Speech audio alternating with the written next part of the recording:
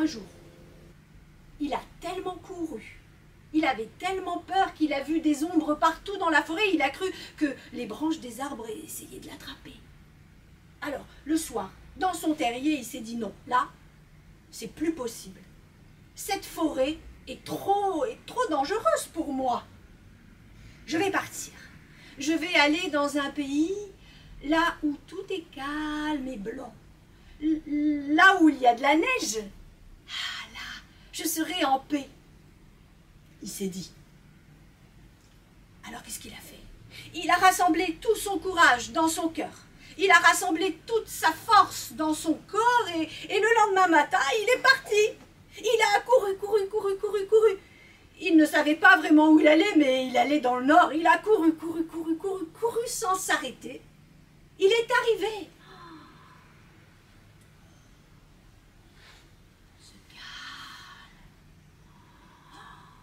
Oh, ce ciel immense. Ça lui a fait peur. En vérité, il n'avait pas vu, mais la peur ne l'avait pas quitté. Elle était là, derrière lui, juste posée sur son cou, comme ça. Ah, il a eu peur. Et qu'est-ce qu'il a fait? Il a couru. Et il est resté vivre là-haut. Et il courait toujours pareil. Il courait par-ci, il courait par-là, et puis un jour, en courant, il est tombé dans un trou. Un gros trou. Il n'était pas seul dans le trou. Je veux dire que c'était le trou de quelqu'un. Et comme il est tombé tête la première, il s'est senti tiré par la queue. J'ai oublié de vous dire, mais en ce temps-là, les lièvres, ils avaient des queues longues comme ça. D'ailleurs, il était content parce que quand il courait dans la neige, il pouvait effacer les traces de ses pattes. Mais là, il a gesticulé.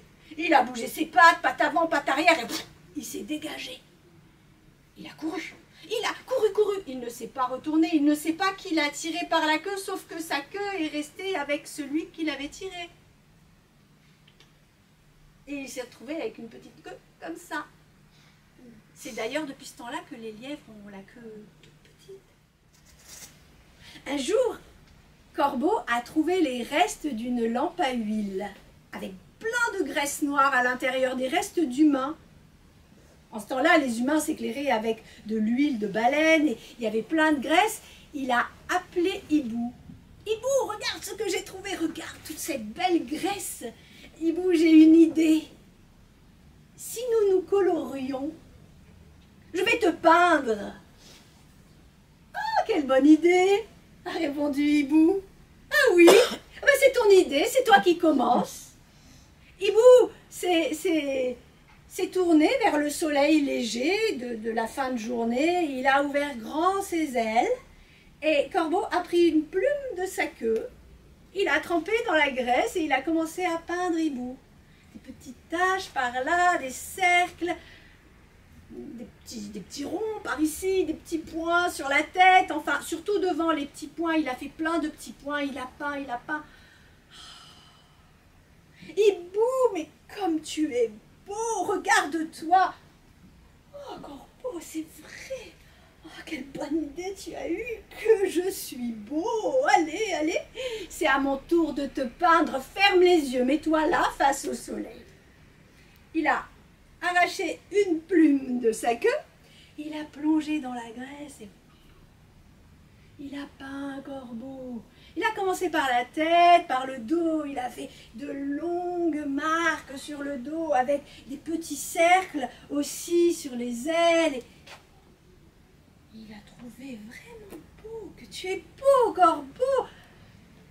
Il a trouvé tellement beau. Ah, il a senti quelque chose en lui comme une espèce de pointe de jalousie. Oh, je n'ai pas fini, Corbeau, je n'ai pas fini. Et il a continué à le peindre. Il a peint. Il ne voulait pas qu'il soit plus beau que lui. Il a peint tout noir. Je n'ai pas fini, ferme les yeux, c'est pas fini. Et il a peint entier noir. Noir Corbeau et s'est envolé. Oh, Corbeau a ouvert les yeux. Oh, tu m'as fait tout noir. Hibou, méchant. toute l'après-midi, elle filait, elle filait, elle filait, elle filait, elle filait, elle filait. Elle avait les doigts tellement durs. Une fois, elle s'est piquée entre les doigts durs et la quenouille. Elle était pleine de sang. Partout là, sur son tablier, elle a remonté un seau d'eau pour se nettoyer et elle a lavé sa quenouille. Et là, elle a fait un mauvais geste et la quenouille est tombée au fond du puits. Elle a redescendu le seau pour soulever et ramener la quenouille, mais elle n'y arrivait pas. Le puits était profond. D'ailleurs, elle ne voyait presque rien. Il était tellement profond, c'était noir, noir, noir.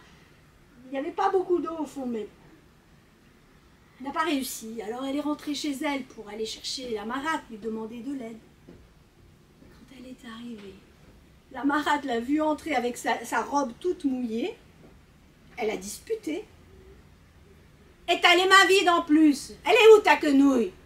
La jeune fille lui a dit qu'elle était tombée. Je ne veux rien savoir, tu ramènes ta quenouille, je n'ai pas que ça à faire, venir t'aider. Si tu ne la ramènes pas, ben ce soir tu iras dormir dehors avec les animaux.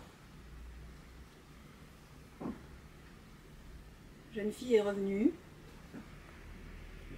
Elle est montée sur la margelle. Et elle a pris la corde dans ses mains. Elle a coincé là, entre ses jambes et sa jupe. Et elle est descendue, chercher elle-même sa quenouille. Elle est descendue, descendue, descendue, descendue. Et quand elle est descendue, elle a eu peur. Elle n'aimait pas être là. Elle a entendu des voix. Elle croyait que c'était la marâtre, finalement, qui venait l'aider. Mais non, il n'y avait personne. Et elle a lâché les mains. Elle a eu trop peur. Elle est tombée, au fond. Elle s'est cognée la tête. Elle s'est évanouie.